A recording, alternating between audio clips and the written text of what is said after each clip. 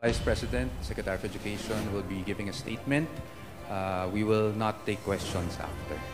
Thank you.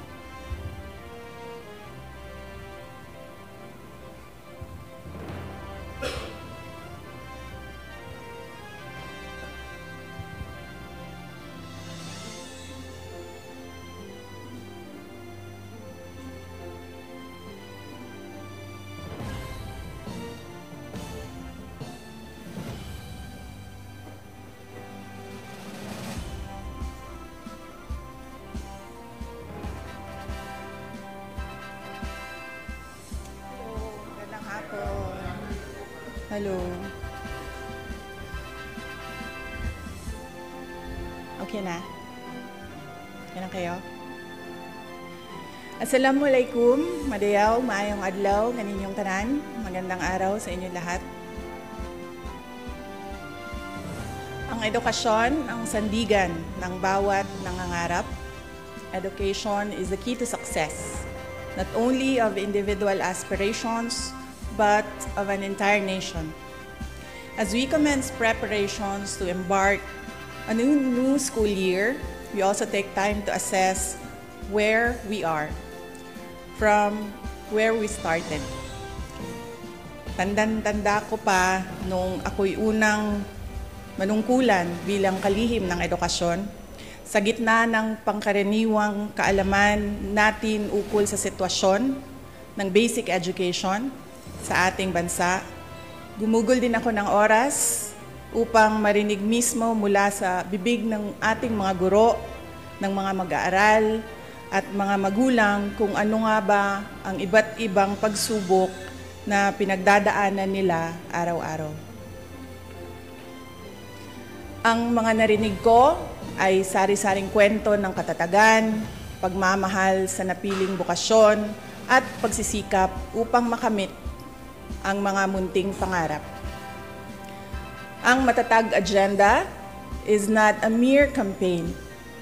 Rather, it encapsulates and defines what Philippine education, along with its approximately 28 million learners and almost 1 million teachers, already embodies. It is resilient. Our children are the children of heroes. They deserve no less than an education system that can fully unleash true potential and effectively mold them into vital contributors for nation building. As I speak before you today, I speak of the road we have traveled thus far. 2 years since we accepted the gargantuan task of heading the basic education sector, we have taken big steps towards institutional reforms through the improvement of our curriculum, the acceleration of basic education infrastructure and facilities, the promotion of learners' safety and well-being, and the provision of much-needed support for teacher quality and welfare. In the last 24 months, DepEd has launched a new curriculum for kindergarten to grade 10. As we open our schools on July 29, we highly anticipate its nationwide implementation. Our curriculum, however, is a mere scrap of paper without the necessary resources for its effective delivery. In order to provide resources such as textbooks, supplemental reading materials, as well as learning tools and equipment, we took strides to improve the procurement process within the department. By the first half of the year, we are on track to complete our textbook procurement as well as the purchase of e-learning cards. The fact of fiscal restrictions and inadequate resources is known to all. Therefore, DepEd has had to innovate in the provision of basic education facilities. Alongside building new classrooms, we tapped into digital infrastructure in order to address the congestion and avoid learning disruptions during times of calamity. Today, an additional 2,000 last-mile schools have been given internet connections through satellites, while 305 schools have been connected through fiber internet. By the end of 2025, we aim for all schools to be connected. With the emergence of technology and social media, our learners also face new and emerging challenges. Hindi biro ang maging mag-aaral sa panahong ito.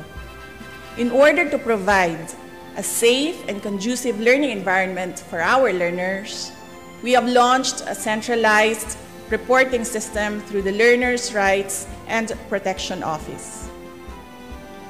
By providing a hotline, we remind each learner that they are never alone.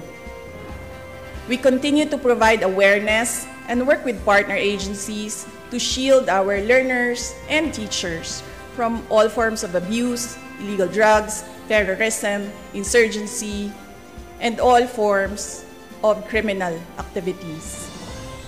In our thrust to promote inclusivity, we continue to strengthen the alternative learning system and our special needs education. No child should be left behind. Teachers are truly the cornerstone of any education system. We have worked tirelessly to address your concerns through the National Educators Academy. We have provided avenues for teacher training and professional development. We have provided personal accident insurance to assist our teachers when they need it most. We have removed all administrative tasks to unburden our teachers, to bring them back to the classroom, and to allow them to focus on teaching.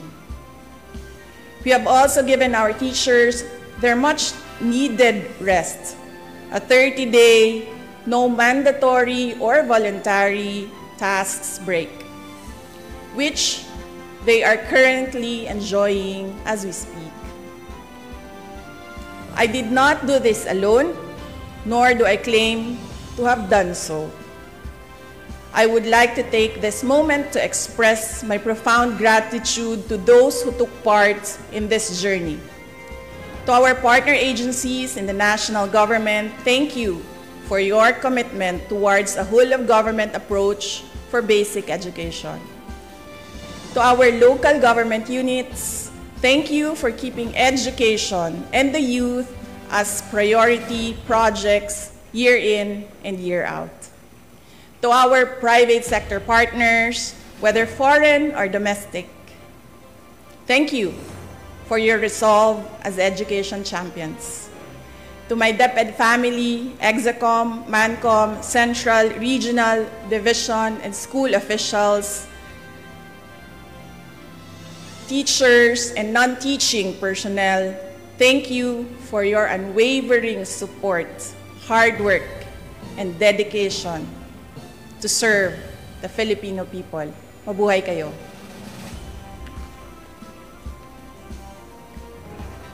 To our teachers, words can never capture how grateful the nation is for your sacrifices, for your passion, and for your unrelenting commitment to rearing the youth. Salamat sa suporta, salamat sa pagiging matatag. The nation will forever be in your debts. Sa 2 taon nating pagsasama, ang kwentong nabuo natin ay kwento ng kapit-bisig na pagtaguyod sa adhikaing maitatag ang isang bansang makabata at batang makabansa. Ngunit anumang kwento, kahit gaano kaganda, ay sadyang nagtatapos rin. Earlier today, June 19, 2024, I sought an audience with the President and tendered my resignation as the Secretary of Education effective July 19, 2024. I have given my 30-day notice to ensure the proper and orderly transition for the benefit of the next secretary. Mga kababayan, ang aking pagbibitiw ay hindi lulan ng kahinaan, kundi dala ng tunay na malasakit para sa ating mga guro at kabataang Pilipino. Bagamat hindi ako magpapatuloy na mamamahala sa kagawaran, patuloy pa rin nating itataguyod ang kalidad ng edukasyon na nararapat para sa Pilipino. Hindi man ako ang tumatayong kalihim ng edukasyon, mananatili akong isang ina na nagmamatyag at titindig para sa kapakanan ng bawat guro at bawat mag-aaral sa Pilipinas. Para sa isang matatag na Pilipinas. Mga kababayan, lahat ng ating ginagawa ay para sa Diyos, sa bayan, at bawat pamilyang Pilipino. Syukuran. Thank you.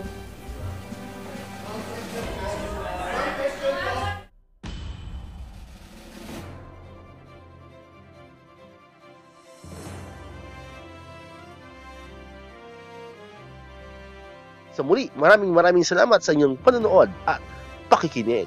Once again, El Maestro, see you on my next vlog. Bye-bye!